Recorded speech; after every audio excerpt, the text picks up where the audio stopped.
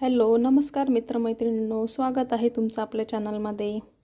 आता पावसाळा चालू झालेला आहे आणि पावसाळ्यामध्ये खाण्यासाठी आपण आज पौष्टिक असे लाडू बनवणार आहोत। त्यासाठी आपण साहित्य वापरणार आहोत। मेथी दाणे, 1 वाटी गव्हाचं पीठ, 10-15 काजू, 10-15 बदाम, खोबरं किस, डिंक, अर्धी वाटी तूप, ह्या भोपळ्याच्या बिया, सूर्यफुलाच्या बिया, आणि इकडे घेतलेला आहे आपण 2 वाटी तीळ, 2 वाटी जवस आणि 3 वाट्या गूळ घेतलेला आहे।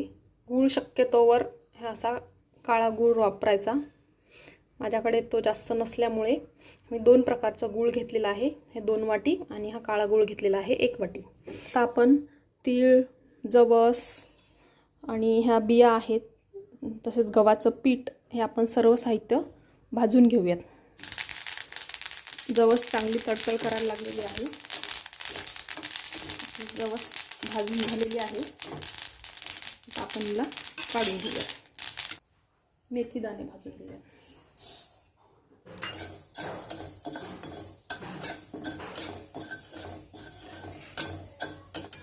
जास्त करपट पण होऊ द्यायची नाही, थोडासा कलर चेंज झाला की मेथी लगेच काढून घ्यायची।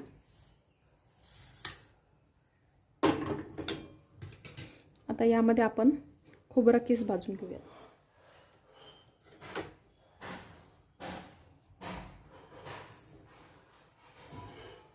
तुम्ही खोबरं भाजून पण घेऊ शकता, परंतु मी खोबरा किस घेतलेला आहे। याला कमी गॅसवरतीच भाजायचं आहे, नाहीतर आपलं खोबरा किस जो आहे तो लवकर जळून जातो। लो फ्लेमवरती बदामी रंगाचं खोबरं होईपर्यंत आपण याला भाजून घेऊयात। तुम्ही बघू शकता आपला खोबऱ्याचा रंग बदललेला आहे। आता आपण याला काढून घेऊयात।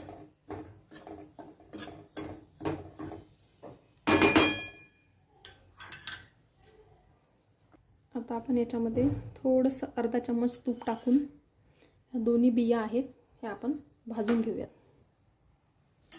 अशा कच्च्या टाकल्या तरी चालतात, पण तुपात थोडे परतून घेतल्या की त्याची चव छान लागते।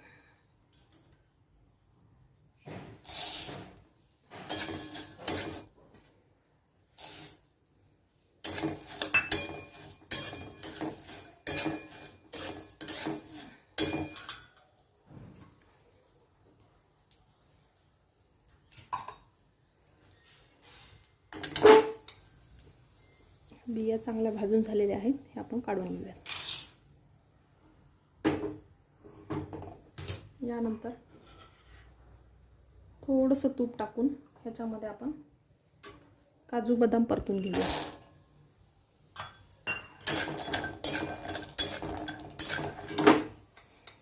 तुम्ही बघू शकता काजू बदामचा रंग बदललेला आहे। आता आपण हे काढून घेऊया।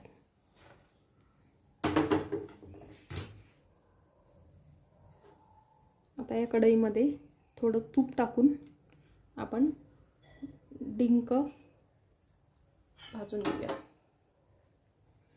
तूप आपलं गरम झालेलं आहे। आता आपण याच्यामध्ये डिंक टाकून घेऊया।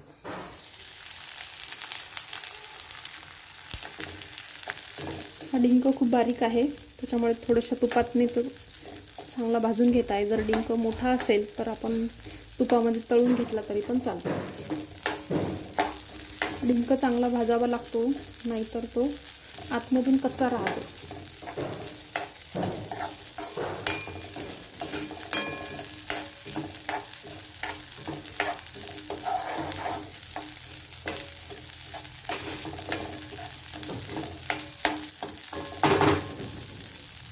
आपला डिंक चांगला फुगलेला आहे, हा काढून घेऊया।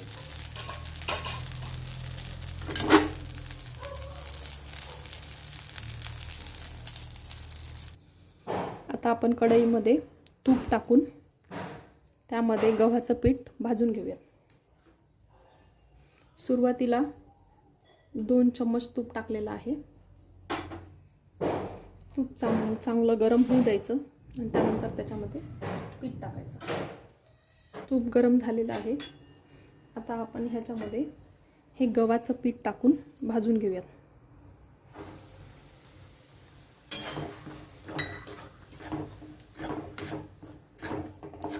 गॅस लो टू मीडियम फ्लेमवरती ठेवून हे पीठ भाजायचं आहे.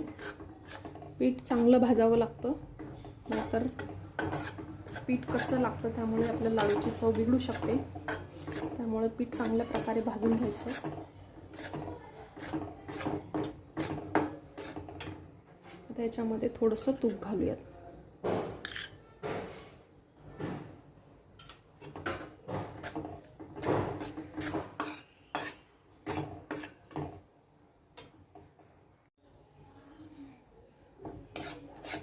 तुम्ही बघू शकता आपलं पीठ चांगल्या प्रकारे भाजलेलं आहे. आता आपण गॅस बंद करून घेऊया.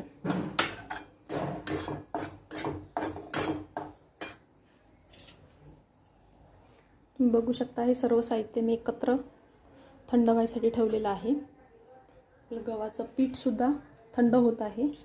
आता आपण ह्याच्यातून 1 चम्मच ह्या बिया, 1 चम्मच जवस आणि 1 चम्मच तीळ हे आपण बाजूला काढून घेऊयात.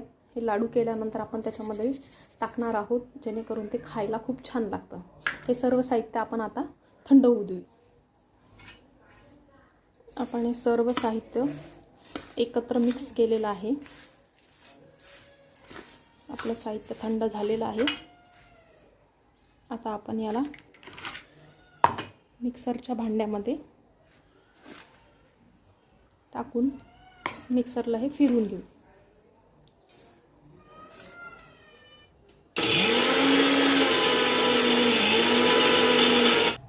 तुम्ही बघू शकता अशा प्रकारे हे सर्व साहित्य आपण बारीक करून घेऊया. तुम्ही बघू शकता आपला पूर्ण गूळ वितळलेला आहे. आता आपण गॅस बंद करू आणि हा गूळ हे आपल्या संपूर्ण मिश्रणामध्ये टाकून मिक्स करून घेऊयात.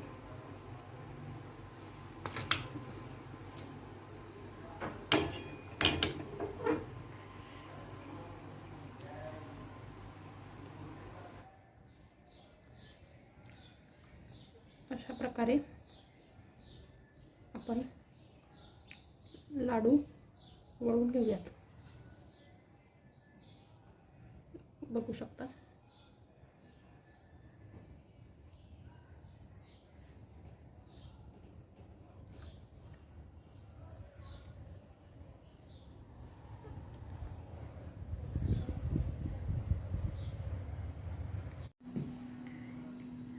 तुम्ही बघू शकता आपले लाडू छान तयार झालेले आहेत. हे खायला स्वादिष्ट आणि आरोग्यासाठी पौष्टिक असे लाडू आहेत. पावसाळ्यामध्ये दररोज एक लाडू खा आणि तंदुरुस्त राहा. व्हिडिओ आवडल्यास लाईक, शेअर आणि सबस्क्राईब नक्की करा. Thank you so much.